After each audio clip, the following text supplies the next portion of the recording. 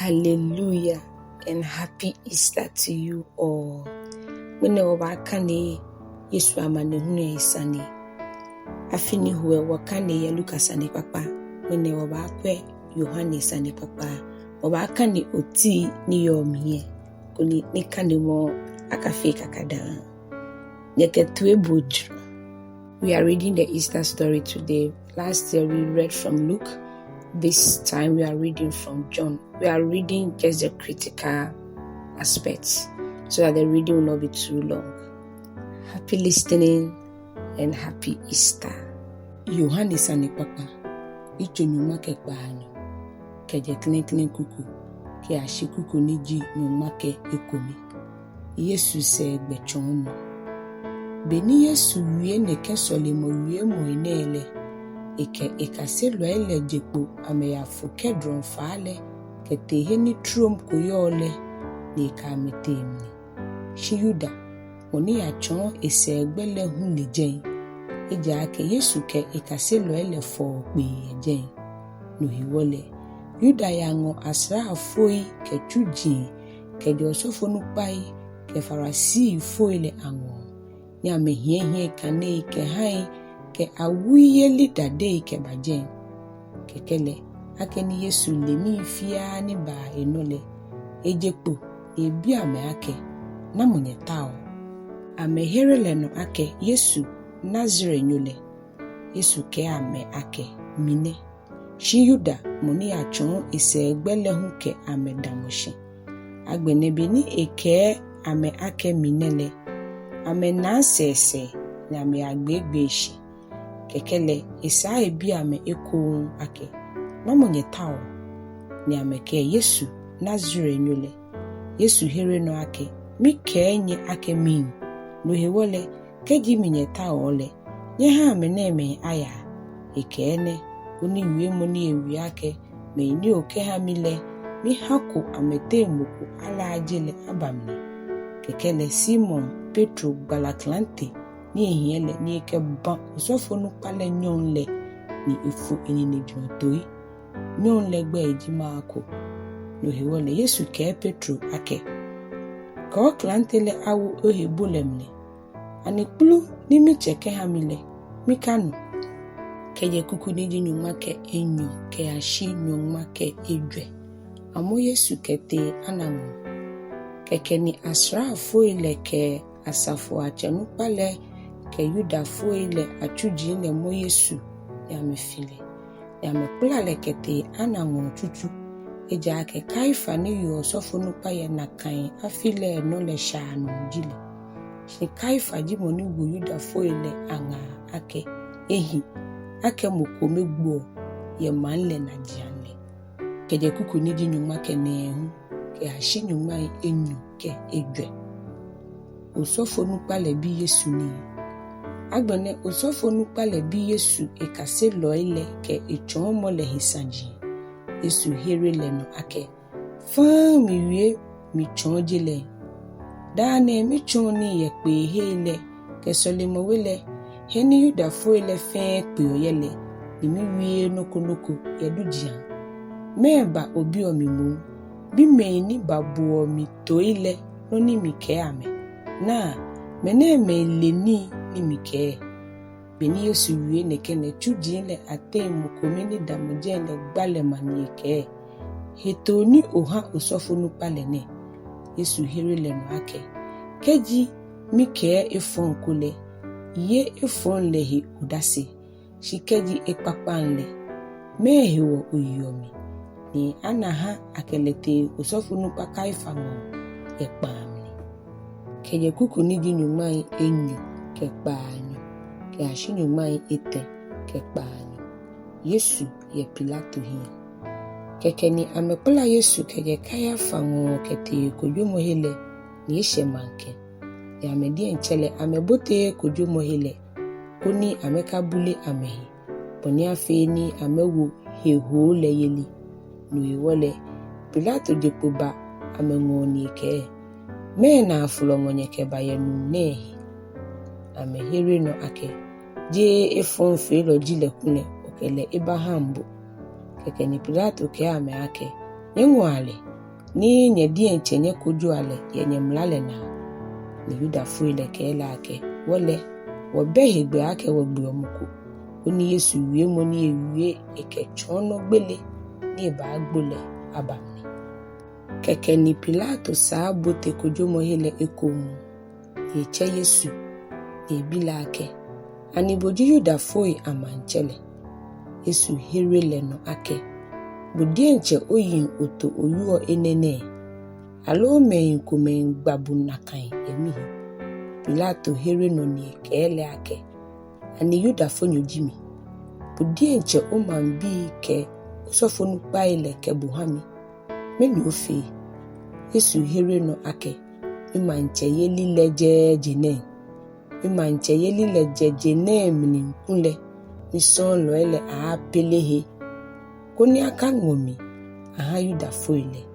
shienele mimanche yeli leje bie wewole Pilato bilake bele manche jibuke Yesu here no ake oke eja ake manche jimi mile enehiwo afomi ni enehiwo no mi bajele mi koni mi baye anokwalelehi udasi mo femu nije anokwalele mi le mi gbe Pilato bilake miniji anokwali keje kuku niji nyumai itenkekpa anyo ke ashi nyumai edwe abu Yesu gbele fo niweni eke enele eje pukete Yudafo ile anwo eko ni ake ame ake mile mina fo bu SANEKPAKPA ye ihe shinye egbe na ko ake mi mo omuko mehe mi ha anye ye hewu bidrole no hiwole yemi nsuma ake mi me Yudafo amanchele he mi anye lo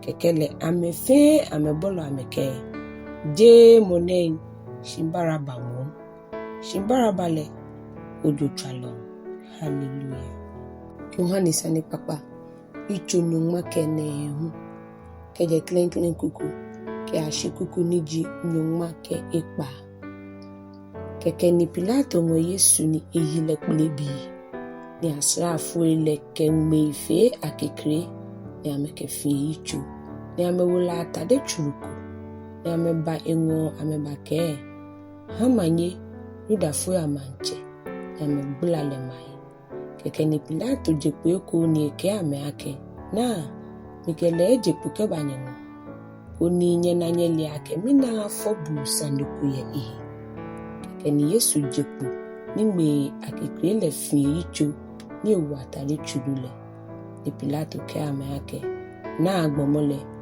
beni Osɔfonukpa ile kechuji ile nalele ame bolo ame ke sɛŋmɔ Pilato ke ame ake nye dienche nye ngwale ninye asiale mo eja ake mile mina afọ bu SANEKPAKPA ye ihe Yudafo ile here no ake wole woyemla ni womla le na ale isagbele eja ake efe ihe nyumobi beni Pilato nuneke wie mone ishegbe ye fe chuchule ni ebote kojo mohele eko ni ebi Yesu ake negbe oje shi Yesu ha le hito ni Pilato kele ake oke mi ewie ani ole ake mi yehegbe ake mi mo ohi ni mi yehegbe hu ake mi senbu Yesu here no ake keje enwe aje ake habule kule ona hiwale ko yemino no hiwole moni jie mi wo ode nlehi eshale da fi onole keje no nole Pilato tao ehi enwe Yudafo ile bolo ake keje onwe mo nehile oje Kaisari shieche mo fe mo ni fio ehi manchele tishi ewu Kaisari beni Pilato nuneke wie mo ne eke Yesu jepu ni atako jo mo senle no yehini acho jen akete kamo ni Hebrew wie mo mrile acho le gabatale shihe hole hisa mo keto ogbini afi shwane mule nyuma ke nyumni de ke Yudafo ile ake na anye manchele shi amele ame bolo ameke ukele aya sɛŋmɔ Pilato bi ame ake nye manchele misenle lo Osɔfonukpa ile here no ake wobe mancheko akeja kaisari kekeni ekele hame ni ayasenle keje kuku niji nyuma kekpawo ke ashi nyuma eten Yesu sɛŋmɔ ke egbele ni ameke Yesu te ile die nche etere sɛŋmɔ chole kɛtee he ni achoje yicho ngongo he ni Hebrew nile achole Golgotha jen ame asenle ye ni ameke me kroko me enyo fata ehe mokome ye bie ni mokome hu ye bie ni Yesu ye te ni Pilato manoko kekpete sɛŋmɔ chole ite no ni emane Yesu Nazareth nyole Juda foile amanchele nekeni ni angmane Juda foile ateme pi kane eja ke he ni asen Yesu yele benke manle ni angma ye Hebrew ke Roma ke hela yuemo yamne ni Juda foile Osɔfonukpa le ke Pilato ake ka angma ake Juda foile amanchele shimo ake le ike ake meji Juda foile amanchele Pilato here no ake no ni mimale mima ni asra foile sen Yesu le amekolo itade ile ni amejamni edwe asra fonyo kome no ekome ni ameko efranka ale hu shi franka ale becha mohi alu kejenwen keishi no hiwole amekeke ameyake eka ha woblano shinye ha wofano ushiki nuwo namono ni acho koni male ni ke ake amejamita dele amle ameha amehi ni mihe bole amefono ushikile abamle ene jino ni asrafo ile file shi Yesu nyeke enyenye miyu Maria lopangale ke Maria Magdalena damo sɛŋmɔ chole masei no hiwole bini Yesu na enye ke kaselo ni esumole damo shinde ike enye ake awo obine fesele ike kaselo le ake na onyene nikeje na kaimune twale nole kaselo le ngole ketele dienche ewe ine sele ake ni Yesu le ake agbeni fe na mumule boni afe ni malele abamlile ike kuma mi yimi no majen ke emre ashi obon ni ameke nshonko chacho ashin lemle ni ameke mahiso pochona ni ameke to ina ibini Yesu he ashin le ike agbena ni ma eishi ni bu ina keje kuku ni jinumai ete ke ekumi ke ashin numai ete ke pawo Atsu Yesu ŋmawuiaŋ akplɔ shi he samo ke to bini ni boni afe ni amegboyin le